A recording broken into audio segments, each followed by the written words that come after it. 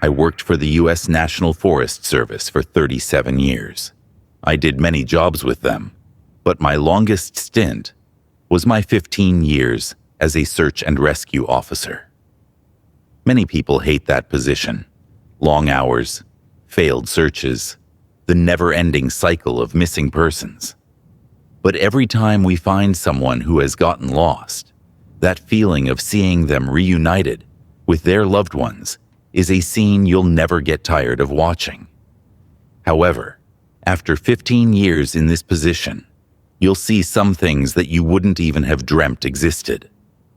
This story I'm about to tell you happened about 8 years into my stint with the search and rescue team. I was the supervisor of my particular division, and we got called out on a sadly routine call. A child had seemingly vanished from out of their family's sight while hiking at a local state park.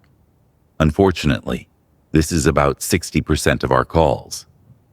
A family goes out hiking, and their kid is trailing right behind them. Then poof, they're gone. In reality, the parents most likely were distracted with another child, and their other one wandered off while they weren't looking. But we've learned it's not helpful to grill the parents when they're in a frenzy. We arrived at the park around 3 p.m. and briefly talked with the parents. They said she'd been missing for a little over an hour. We had them take us back down to where they last remembered seeing her. From there, my team of 5 other officers and I split up into pairs and began our normal search area tactics. Usually, if you don't find a child within the first 60 minutes, the end results are never good. We decided to start our search before the dogs arrived, just to put the parents at ease.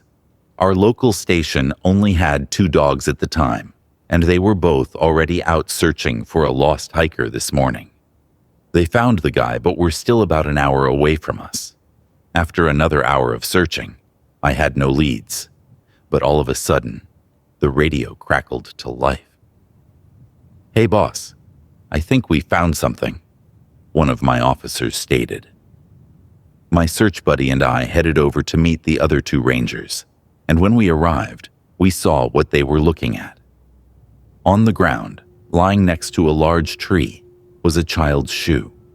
I picked it up and brought it back to the parents.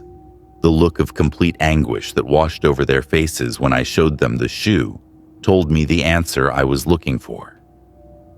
After they confirmed it was hers, I called in backup from the next town over. Right about this time, the dogs showed up. I had my colleagues take the dogs back out to where they found the shoe, and I waited for backup. Within the hour, there were about 20 search and rescue officers and local volunteers ready to split up and find this child. After briefing everyone, we set up a 20-mile radius from the spot of the shoe and split everyone into pairs. The search went well into the evening and then into the night. Once the sun went down, I dismissed the volunteers for safety reasons, and we all kept going. The dogs were picking up and losing the scent of the girl left and right. As the night went on, one of the other officers found her other shoe, then one of her bonnets, and both of her socks. But they were all spread out. Whoever was placing her clothing items was doing it intentionally to throw us off. The search was nearing the 12-hour mark. My partner and I were about 10 miles off the trail at this point when we heard the faint sound of a child crying. I stopped my partner. "You hear that?" He shook his head in response. We radioed it in and picked up the pace in that direction until we came up to a small thicket of large trees. As we approached the thicket, the hair on the back of my neck stood straight up. Usually out here, your instincts are always correct. But in this situation, I should have felt relief that we found the missing child. We slowly walked towards the sound of the cries and announced our presence. "Hello, this is my name. With the U.S. Forest Service. It's okay. We're here to take you to your parents." But there was no response. The cries didn't subside. And that's when it hit me. I turned to my partner, who had the same horrified look on his face. The cries weren't real. They sounded too robotic. almost like a loop. We approached the thicket with caution, and when I shone my light in the middle of them, my blood ran cold. In the middle of the thicket was a Bluetooth speaker, blasting the sound of a child's cries. I've never felt fear like I did at this moment. Without saying a word, I turned to my partner, and we both began to sprint back towards the trail. For those who don't understand, for that speaker to be playing those cries, someone had to be close enough to it to make it do that. Which means someone was out there watching us, toying with us, playing us like pawns in their sick, twisted game. That child was gone hours ago, but whoever took her was just watching us from afar, throwing pieces of clothing out for us to find, leading us further and further into the woods. I called off the search and informed all the officers we'd regroup in the morning. The child was never found, and that case still haunts me to this day.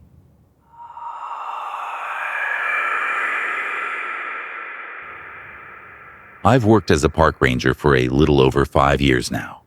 The job, for the most part, is fairly simple. Patrol your assigned parks and complete your daily tasks. People often say there are lots of spooky aspects to being a ranger, but I guess that's subjective to what you think is scary.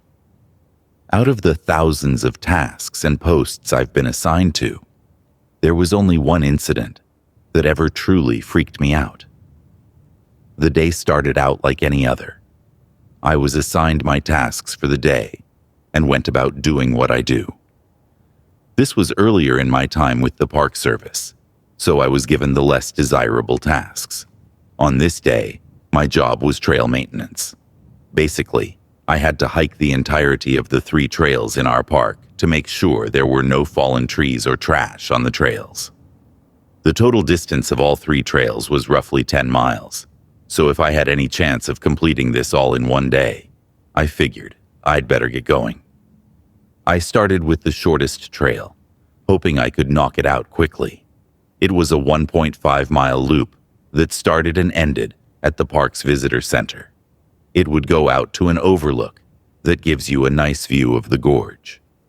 I did this trail in just under an hour, and the only thing I had to do here was empty the trash can on the overlook and haul the full bag back to the dumpster behind the visitor center. The second trail was a 3-mile trail that started on the other side of the visitor center and went up to a peak that again overlooked the gorge. This one was a bit tougher and took me twice as long to complete. Overall, there was nothing super intriguing to write home about. There was a significantly large branch that had fallen over the trail at one point, so I made note of it and figured I'd tell some of the younger guys they could finally use the chainsaws. I made it back to my truck in about 2.5 hours and took a break for lunch. The final trail was the big one. It was a 6-miler, 3 miles out to our hike-in campground and 3 miles back. Most rangers, when assigned this task, will just take camping supplies and stay the night out there, so they don't have to walk back in the same day. There's also an access road to the campground we can use if needed, and they sometimes have someone pick you up on the other side. But since it was only 11 a.m., I figured I'd have plenty of time to hike out and back before sundown. This 6-mile trail started about a mile down from the visitor center. It goes across a long bridge that goes over the gorge and then goes another 2.8 miles deep into the woods. There were little overlooks along the way you could stop at, but for the most part, it was pretty dense forest the whole way. I grabbed my backpack out of my truck, stashed my lunchbox in the cab, and I was off. I went over the bridge and followed the trail. About halfway through the trail, I came to an overlook to take a quick break. As I was getting ready to head back out, I caught something out of the corner of my eye. Through the thick underbrush, I could see something blue nestled into the bushes. I walked over off-trail, and as I got close, I realized it was a tent. At this park, we don't allow hikers to just camp where they please. Now, clearly, we can't enforce it at nighttime, but during the day, we try to tell the campers to get a move on. While the trail isn't super long by any means, hikers often start their hike later in the day and don't calculate if they have enough time before sunset to make it to the campground. But the odd part about this is that it was now only 12:30 in the afternoon, so it wouldn't make sense for a camper to set up shop now. As I approached the campsite, I made myself known. "Hello, Park Ranger here. I was just walking by and saw your camp and wanted to let you know we don't allow camping anywhere but the dedicated campgrounds." There was no response. As I pushed back the bushes it was hiding behind, I was met with an eerie sight. The campsite was completely vacant. There was a half-built fire pit that looked to have some unburnt sticks in it. One of the tent poles had broken, and the tent was folding in on itself. Inside the tent, there was a sleeping bag, a set of car keys, and a wallet. I immediately grabbed the wallet and opened it up. To my surprise, this was the campsite of a man who had gone missing out here just a few weeks prior. His wife reported him missing after he never came back from an overnight camping trip here.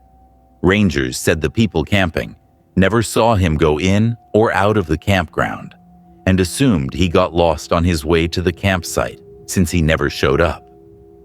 They searched the surrounding woods for weeks to no avail, but to my surprise, they never found this campsite. I radioed it in to my boss, and he was just as shocked as I was. Within the hour, there was a swarm of investigators and search and rescue officers searching the area. Unfortunately, it didn't take them long to find him. About 200 feet from the campsite, there was a small lip in the gorge that came back towards the trail. And there he was, upside down in the gorge. From the looks of it, he was out looking for sticks and rocks to complete his fire pit. But with it being dark, and him not knowing the area very well, he likely fell into the gorge. The scary part about this discovery wasn't the fact that he was deceased, but the fact that he probably laid there in that gorge, upside down, slowly dying until it was all over. I wouldn't wish that death on my worst enemy. Let this be a PSA to all hikers. If the signs say, "Stay on trail," please obey them.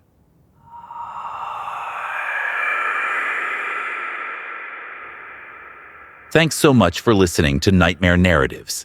If you enjoyed this episode, subscribe to our channel and turn on notifications so you can be reminded when we post a new video every Tuesday at 10 a.m. Central Time.